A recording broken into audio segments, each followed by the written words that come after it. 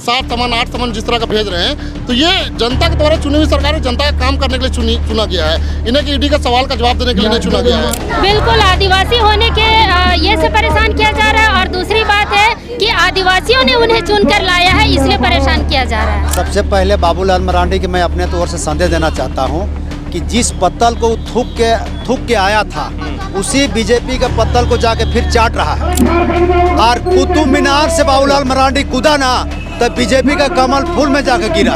ठीक है, मुंगेरी लाल का हसीन सपना देख रहा है बाबूलाल मरांडी। देखिए, बाबूलाल तो अब उनको लगता है कि पागल खाने जाने का समय हो गया है। को बताए बाबूलाल मरांडी की बीजेपी से कौन सा सौदा करके फिर बीजेपी ज्वाइन किया है बाबूलाल मरांडी।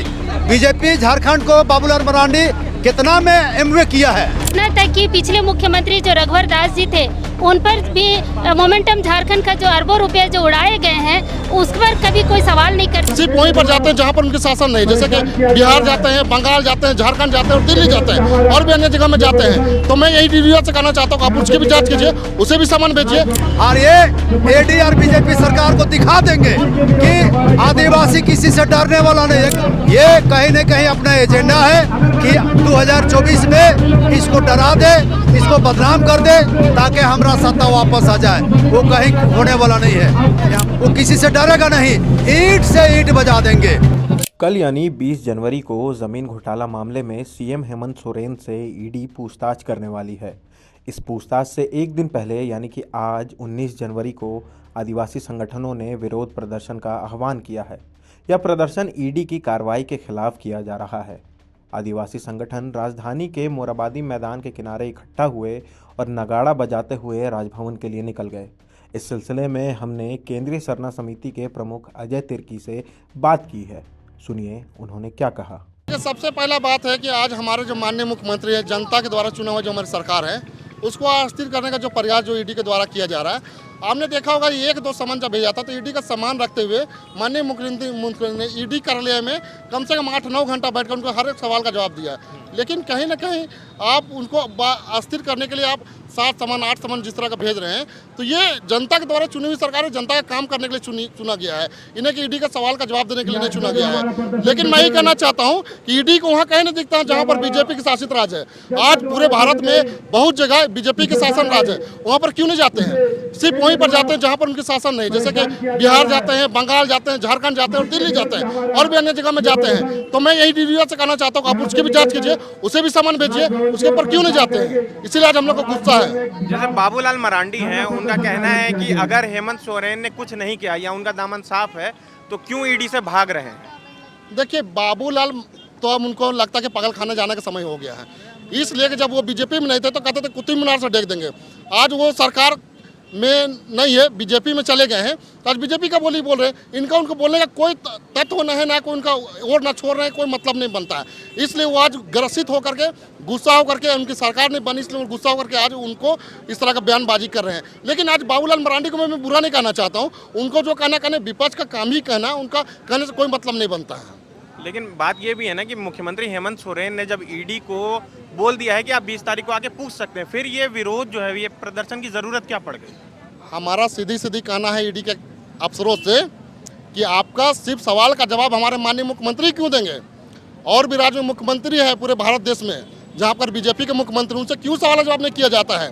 जब आपका मान सम्मान रखते हुए 1-2 सामान भेजने के बाद ईडी कार्यालय में खुद जाके 9 घंटा 10 घंटा बैठ करके आपका सवाल का जवाब दिया, फिर बार सम्मान करके क्या साबित करना चाहते हैं आप? हमारे माननीय मुख्यमंत्री को अस्थिर करने का जो प्रयास किया जा रहा है, इसी को विरोध प्रदर्शन है। दीदी, आपका क्या कहना है इन सब पे? इस प्रदर्शन की क्या जरूरत पड़ गई? देखिए, प्रदर्शन की ज़रूरत इसलिए पड़ गई क्योंकि ये मुख्यमंत्री हम लोगों ने चुना है, और ये झारखंड की 3.25 करोड़ जनता ने इन्हें चुना है और चुनकर बैठाया है। और इतने सालों से यहाँ पर भाजपा की सरकार रही है, लेकिन ईडी ने कभी भी उनसे कोई सवाल जवाब नहीं किया। इतना तक कि पिछले मुख्यमंत्री जो रघुवर दास जी थे, उन पर भी मोमेंटम झारखंड का जो अरबों रुपए जो उड़ाए गए हैं, उस पर कभी कोई सवाल नहीं करती ईडी, कभी उनसे पूछताछ नहीं करती है। और झारखंड में झारखंड बने हुए 23 साल हो गए। 23 साल में क्या इससे पहले कोई खदान नहीं खुला, कोई पत्थर खनन नहीं हुआ, और उसमें उससे पहले तो ईडी ने कभी जांच नहीं किया। और आज जब आदिवासियों की सरकार है, हम लोगों ने अपनी मर्जी से चुना है, तो उन्हें इस तरह से परेशान किया जा रहा है, इसलिए हम लोग ईडी का विरोध कर रहे हैं। क्या मुख्यमंत्री हेमंत सोरेन को आदिवासी होने की वजह से परेशान किया जा रहा है? बिल्कुल, आदिवासी होने के ये से परेशान किया जा रहा है, और दूसरी बात है कि आदिवासियों ने उन्हें चुनकर लाया है, इसलिए परेशान किया जा रहा है। आपका क्या नाम हुआ? मेरा शुभ नाम हुआ लाला महली और वर्तमान में कांके प्रखंड ऊपरकोट की पंचायत का मुखिया है।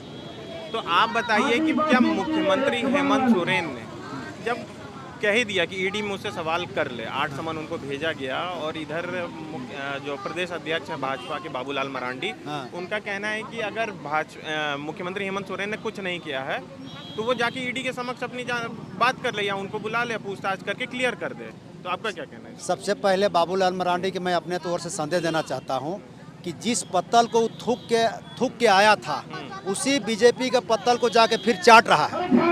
और कुतुब मीनार से बाबूलाल मरांडी कूदा ना, तब बीजेपी का कमल फूल में जाकर गिरा। ठीक है, मुंगेरी लाल का हसीन सपना देख रहा है बाबूलाल मरांडी।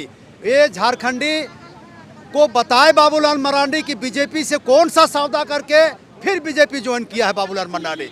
बीजेपी झारखंड को बाबूलाल मरांडी कितना में एमवे किया है वो बताए। अब CNT SPD या झारखंडियों को कौन सा चीज लुटवाएगा, वो मुंगेरी लाल का हसीन सपना देखना बंद कर दे। और ईडी बीजेपी का एक मुख्य एजेंडा है, जो जहां जहां बीजेपी की सरकार नहीं है, वहां का मुख्यमंत्री मंत्रियों को परेशान करना, ताकि ये भयभीत होके ये लोग सत्ता छोड़ दे, इससे जनता मुंह मोड़ ले, ताकि हम वहां पर सत्ता में काबिज हो जाए। ये जो एजेंडा है।